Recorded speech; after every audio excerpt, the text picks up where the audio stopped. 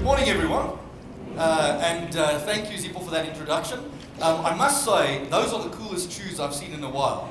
I think the word is jealous down. Let's have a look at those shoes for a second. I don't know if I could rock those shoes. My wife might not approve, but I really like them. Really cool. So we're going to go on a journey today looking at some future trends. When you do strategy, one of the things you have to do is look outside of your immediate operational environment and look at the broader context in which you operate and get an understanding of that. And so we're going to spend a bit of time looking at South Africa within Africa, some of the trends happening there, looking a bit of Industry 4.0 and technology, and then looking at some of the deeper, what we call systemic issues that we would have to address that I think your role as supplier development practitioners is crucial to. So to jump into that, let me start by talking about this thing called Industry 4.0. We hear government talking about the industrial revolution, the fourth industrial revolution. We hear companies talk about digital disruption. But really, there's often a misunderstanding or a lack of appreciation of exactly what we're talking about. And so when we talk about that, really what we're saying is that we are in the fourth of a series of industrial revolutions. The first industrial revolution from around 1775 was driven by the use and discovery of coal-based energy and steam energy. So you would see pictures from the 1700s, 1800s of steamships or factories in England driven by steam energy. And some of you may have a memory somewhere of having seen a steam train. That was part of an absolute revolution in society driven by the discovery of energy and what energy can do. Now in South Africa, we had our own energy revolution. Anyone here from a place called Vanderbijl Park? Vanderbijl? No one? Good. So you might not know this, but actually there was a point in time where the Prime Minister of South Africa asked a South African who had gone to study in Germany, he'd gone to study engineering, he asked him to come back to South Africa and build an energy sector. And he came back to South Africa, his surname happened to be Vanderbijl, he took the coal in South Africa, he turned it into cheap energy, and that energy drove an industrial revolution in South Africa. That's where we get Eskom from. And today we're having a debate at Eskom, right, about can we keep the lights on? Really what we're saying is, can we sustain what we created in what was the first industrial revolution, the availability of cheap energy? The second industrial revolution was all about mechanization, the use of machines. So if I'm going to make shoes, instead of making those shoes by hand and using physical energy to do it, can I use a machine driven by the energy of the first industrial revolution to produce those shoes? Now you would know that in South Africa we do produce some goods, we actually produce some high-end machinery, some heavy industrial machinery, but a lot of the products that we use in South Africa don't get manufactured in South Africa. And part of the reason for that is that we haven't had the second industrial revolution of mechanization to the extent that you might have in a place like Germany or Italy or other manufacturers, particularly China more recently. Now the third industrial revolution was driven all by computing. Now, if you think about what computers do, they're really about the movement of information from one place to another. So if you're in a big bank like Absa, you'll have a server room or a cloud somewhere, not a real cloud, a cloud somewhere in the digital world, and you'll have all the people in the building connected to each other through devices and computers, sharing information, emails, memos, documents, board reports. Computers made that possible. Now something very interesting starts to happen when you combine energy with mechanization with computing. All of a sudden you're able to create something like the BMW motor vehicle. Now again in South Africa what we have tended to do is we use computers to share information, but we import those computers from the US, from China, from South Korea, and we benefit from the value that they create when they're used, but we don't benefit from the value that's created in their own manufacturing process. And so in some ways, South Africa has all the technologies of the first, second, and third industrial revolution, but we haven't benefited from the use of that at the manufacturing level. Now that brings us to the fourth industrial revolution. The fourth industrial revolution is this world of drone technology, of artificial intelligence, the Internet of Things, where your cell phone speaks to your car, and your car speaks to your fridge, and your fridge speaks to Amazon. And so when you drive home and you arrive at home, and your sister SMSs you that she's coming for dinner, the fridge tells the car that there's no milk, and the car tells Amazon to send you a drone to deliver some fresh milk to your house. That's the Internet of Things. And that's why a company like Amazon has bought a company like Whole Foods and is using drones to deliver products. Because they can see a future where everything we do and everything we use is connected to everything else. Where artificial intelligence and big data facilitates that communication. When I get off a plane in Cape Town on a Kalula flight, before I leave the plane, I go on the Uber app and I order a car. I get in the car, and if I wanted to, I could get to my hotel without speaking to another human being. Because through the platform, the information is put in the hand of the driver, and in just a few years, it's possible that that car won't be driven by a human being. It'll be driven by an artificial intelligence using robotics. That's the fourth industrial revolution. Now, these four industrial revolutions have changed the world. At the heart of what they've done, in the first, second, and third industrial revolution, is they produced what we would call a consolidation or a concentration of big industry. You go to a place like Middelburg or Witbank, what do you find? You find big, heavy industry that often produces pollution, because what the first, second, and third industrial revolution did is they brought industry together and created clusters of industry. A place like Sandton is the agglomeration of industries around things like mining, later manufacturing in Ekurhuleni, and more recently services. But the exciting part is what Industry 4.0 is going to do, is already doing, is it is changing the underlying logic of how an economy works. Instead of consolidating and centralizing the economy, what Industry 4.0 is going to do, and this is where it gets very exciting for South Africa and for Africa, Industry 4.0 is going to decentralize the economy.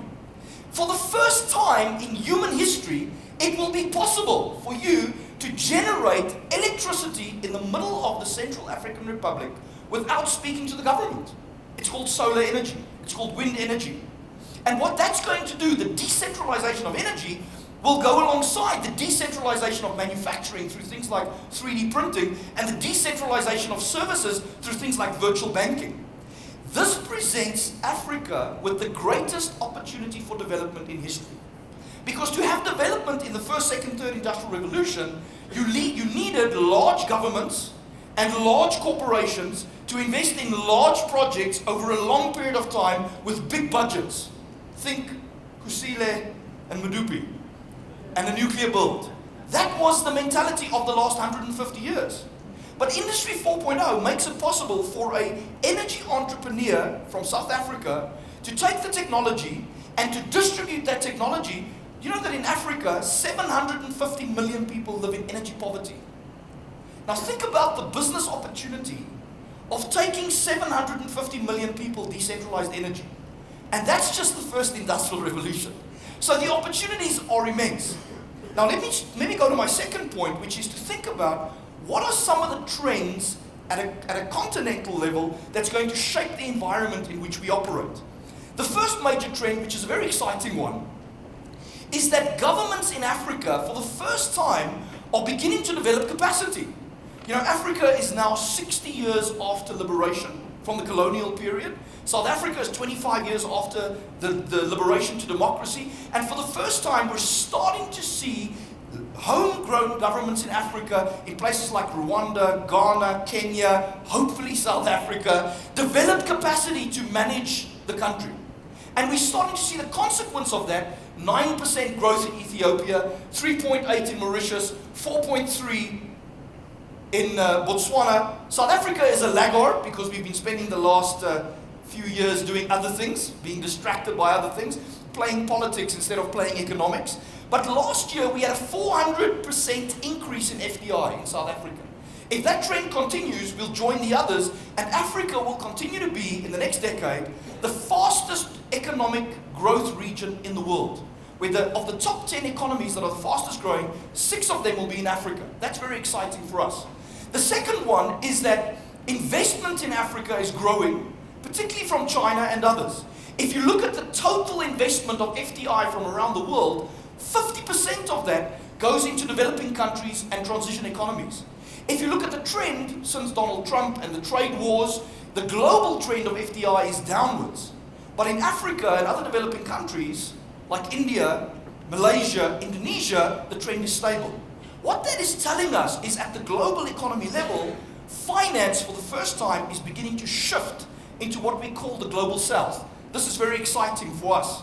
Now, what does that look like if we drill down a little bit? China, if we look at where it's investing, you can see all the countries where China is investing. Of course, a lot of Chinese investment is in the form of loans. In fact, more than half of the $60 billion being currently invested in the form of loans, and we should think about, as Africans, how we manage the risk of that. But the investment is coming.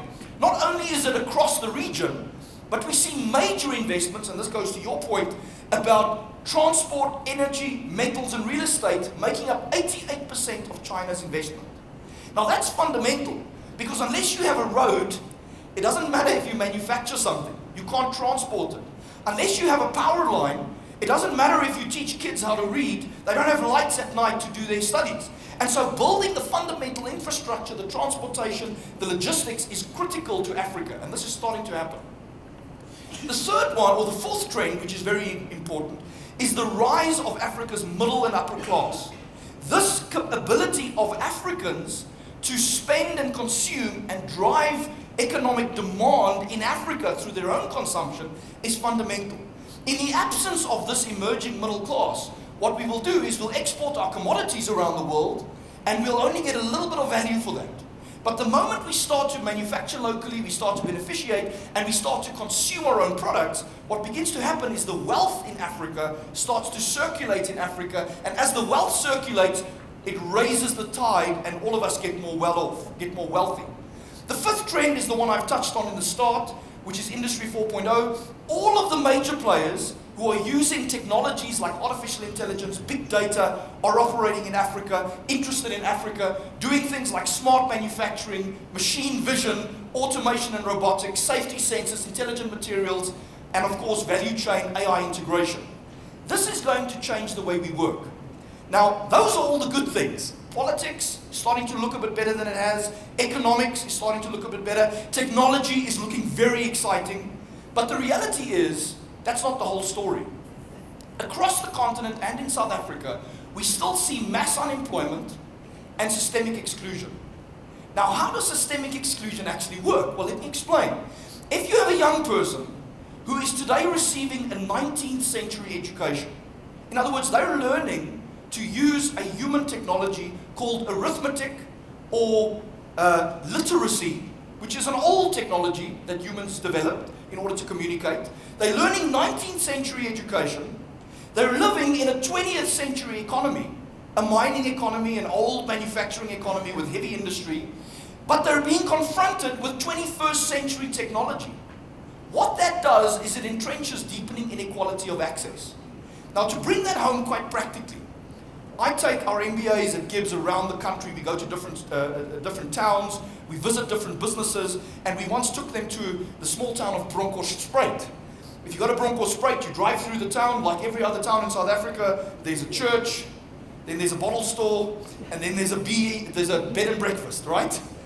And we go to Bronkhorstspruit and we look at the economics of the town. If you drive across the river, the Spruit in Bronkhorstspruit, you'll see there's a township called Tabiseng. Now, the majority of people in Bronkhorstspruit don't live in the town. The old Tanibokkie with the street light and the stop sign, she's in the town. The people of Bronkhorstspruit live in the township. If you go across the road from Tabiseng, there's an industrial area called Ikandastria, where there's very little happening, which is part of the problem. Now, as you cross the river in Bronkhorstspruit, there's a big building with silos, it's called a mill, where they mill 80 tons of maize per day. In that mill. The mill is 150 years old. Now think about the first, second, third industrial revolution. The mill was established by an immigrant to South Africa who went and put a machine next to the river, and the river's momentum would drive the mill and mill the maize that he would then export into the town. Over time, when South Africa built the power stations in Mpumalanga, the mill moved from kinetic energy in the river to electricity and became a bit bigger.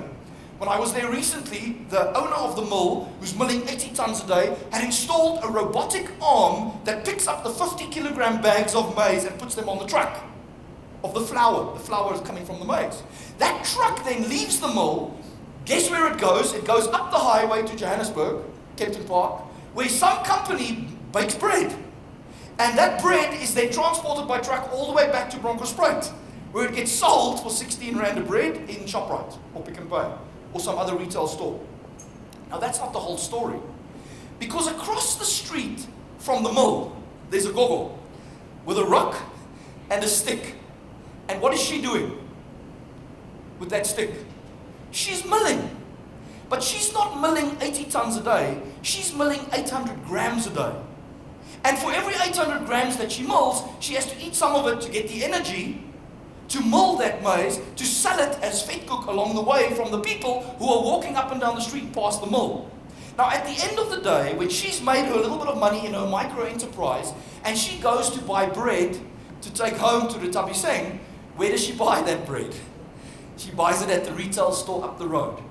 She's buying the flour that's come through the mill. The problem is that gogo and her family are living in 1775. The first industrial revolution, and the second industrial revolution, and the third industrial revolution hasn't gotten to Decentralisation yet. And so when we think about economic transformation in South Africa, it's not enough to tell the guy at the retail store, let's find a guy who can, a small-scale baker who can bake you the bread. That's not going to fix the systemic problem. What we have to do is we've got to ask ourselves, what can we take that is in Decentralisation, and what can we do in Econdustria, and how can we partner with the people in the town to create a system of inclusion at a much bigger scale? Now that is very exciting when you're a financier, like a bank, looking for projects. It's very exciting when you're a government looking for transformation, and it's very exciting when you're an entrepreneur looking for business opportunities. Now out of these different trends arise what I see as two major uncertainties that will shape the future for supplier development. The first uncertainty is whether or not we will have government-business alignment and partnership in the form of public-private partnerships, or whether we're going to continue to see government-business misalignment, where we sort of, in the business world, try and do something and government tries to do its own thing. There is a possibility that they partner and they work together. The second major uncertainty is whether the future of our economic development in South Africa and Africa is state-led industrial development, like we did with Mr. Van der Bijl, who built Eskom, or the likes of who built Transnet and Sasol, that then became privatized. That was state-led industrial development. Or whether we see what we see a little bit of with the likes of Discovery and Standard Bank and others going into Africa, is we see business-led entrepreneurship. Those are uncertainties. We have to decide which ones we want. Now, if we think about the future, the scenarios for the future in which we will have to operate, 4 scenarios emerge. The first scenario is what I call the BRICS-funded public program scenario.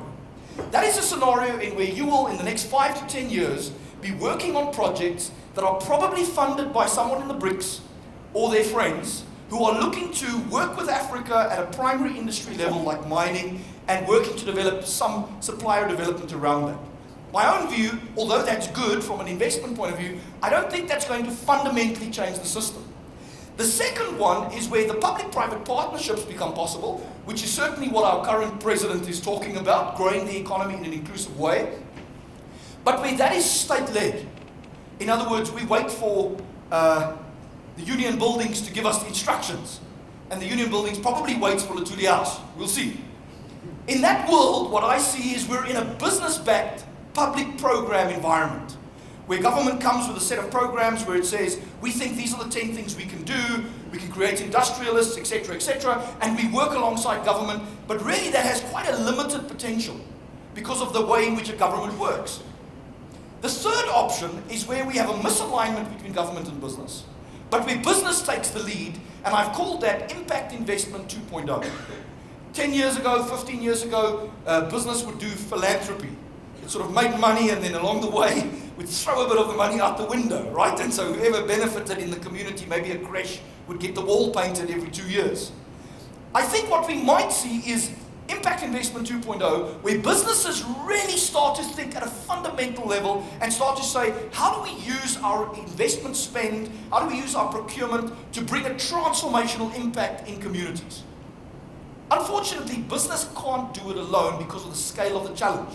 The fourth scenario, which I think is the most exciting, is where we see a public-private partnership between government and business, and we see a real commitment by business to entrepreneurship across South Africa and Africa that has a systemic transformational impact.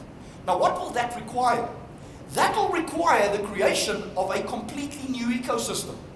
It means that the entrepreneurs in education and the entrepreneurs in manufacturing and the entrepreneurs in heavy industry have to get around the table and take our country and our continent town by town, city by city, and say, what can we do in this town to transform the economics, to transform the socio-economics? I think it's possible. In some ways, we've done that already in parts of South Africa. Sandton is an example of that. Now, I'm going to finish with 5 key strategic takeouts that I think will be useful to you specifically as supplier development practitioners. The first one is a negative risk. It's an opportunity risk that might come our way, and it's this. It might be that short-termism results in skewed and unsustainable market structures. What does that mean? It means that ABSA decides, let's buy our paper from Zippo. But Zippo doesn't have any skill in making paper, manufacturing paper, so Zippo buys the paper from an established retailer and puts up a markup. Over time, what that short-termism will do is it will skew the paper industry so that we spend a lot more on paper than is actually economically viable. And over time, when ABSA goes into a quarter where it has to cut costs, it's going to say, where are we spending money that we could otherwise save, and where is it going to go? It's going to go to the areas where it's spending more than it has to spend. And the skewing of those markets at some point will correct themselves, and unfortunately then, the small player loses out. And so we have to be very intentional when we do enterprise development and supplier development to say, where are the markets that we can create that will not rely on a skewed market structure, but will create entirely new opportunities. The second one is that I think there are massive opportunities in infrastructure and primary industries, and I think we agree on that.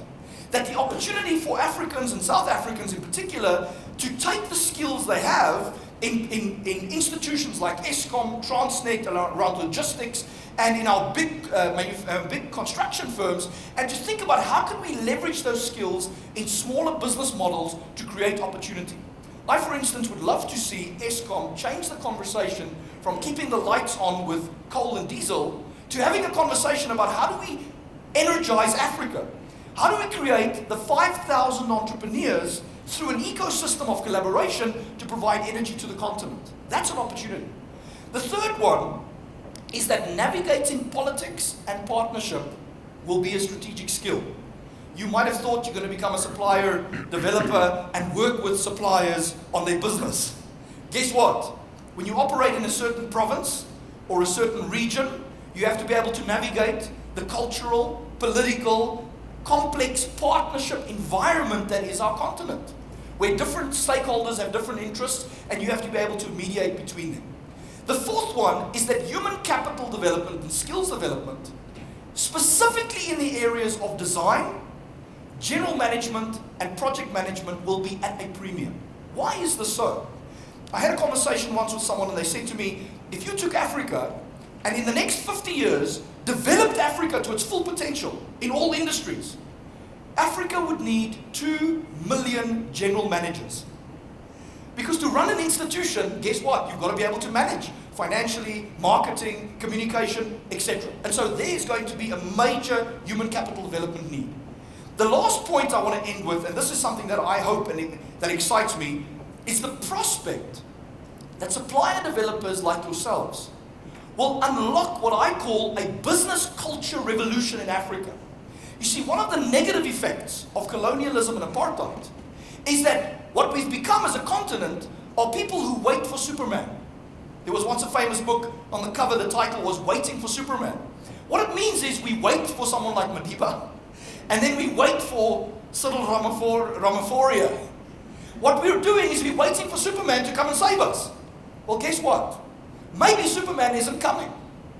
And maybe what needs to happen is that all of us have to develop the agency to say, we are going to be the change. I think Africa and South Africa critically needs a new culture of business innovation.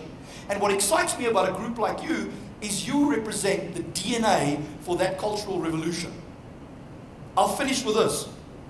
Maybe the leader that you've been waiting for is you. Thank you very much.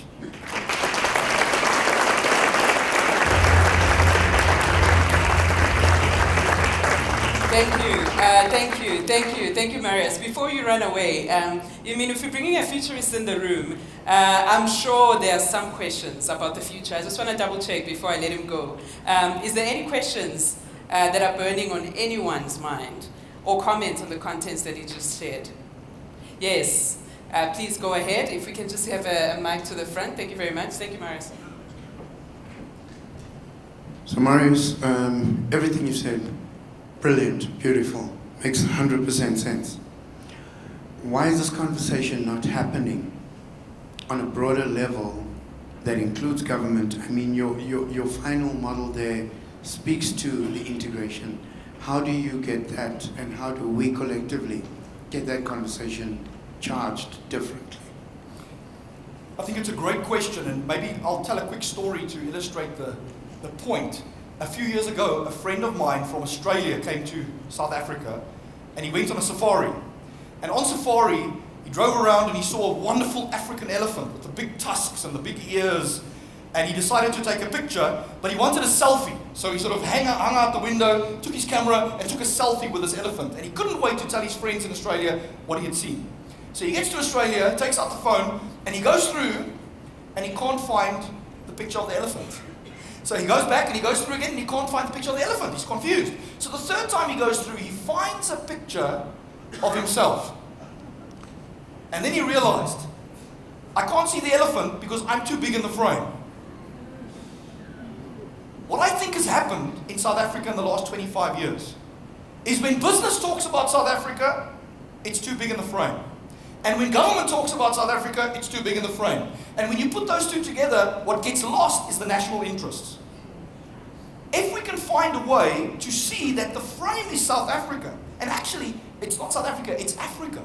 The opportunity is Africa. Then we become smaller, and then the question is, who are our partners and friends? Can we respect their respective roles? And can we find each other in a partnership for the future? I think that's what we need to do.